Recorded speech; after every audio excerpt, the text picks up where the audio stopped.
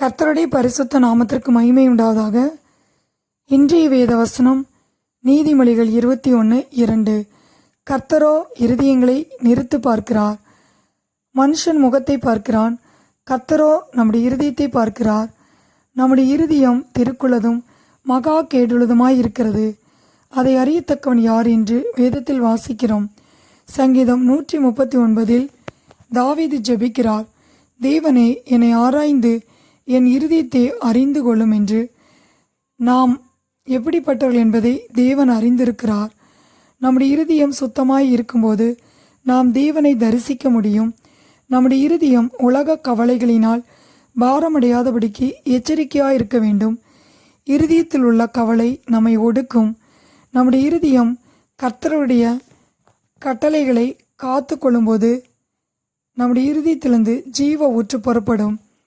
நாம் கர்த்தரிடத்தில் முழு இருதயத்தோடும் நம்பிக்கையாக இருக்கும்போது அவர் நம்முடைய பாதைகளை செவைப்படுத்துவார்.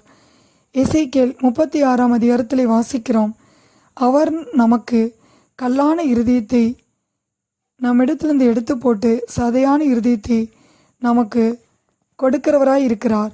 நம்முடைய உள்ளத்திலே புதிய ஆவியை தந்து நம்மை அவருடைய கட்டளையின்படி நடக்கச் செய்கிறவராய் இருக்கிறார். ஆம் பிரியமானவர்களே, நம்முடைய இருதயத்தின் நிறைவினால் நம்முடைய வாய் பேசுகிறது. மார்க்கு 7:20 வாசிக்கிறோம், மனுஷனுக்குள்ளே இருந்து புறப்படுகிறதே மனுஷனை தீட்டுப்படுத்தும். மனுஷருடைய இருதயத்துக்குள்ளிருந்து பொல்லாத சிந்தனைகளும் விபச்சாரங்களும் வேசித்தனங்களும் கொலைபாதங்களும் களவுகளும் பொல்லாசைகளும் துஷ்டதனங்களும் கபடும் காம விகாரமும் வன்கண்ணும் தூஷணமும் பெருமையும் மதிக்கேடும் புறப்பட்டு வரும் என்று. இப்படிப்பட்ட காரியங்கள் நம்முடைய இருதயத்திலிருந்து புறப்பட்டு நம்மை தீட்டுப்படுத்தும் என்று வேதத்திலே வாசிக்கிறோம்.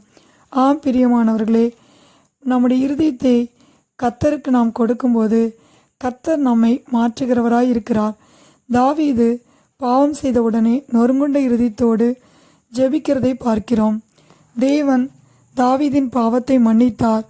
தாவீது கர்த்தருடைய இருதயத்துக்கு ஏற்றவராக தாவீது வாழ்ந்தார்.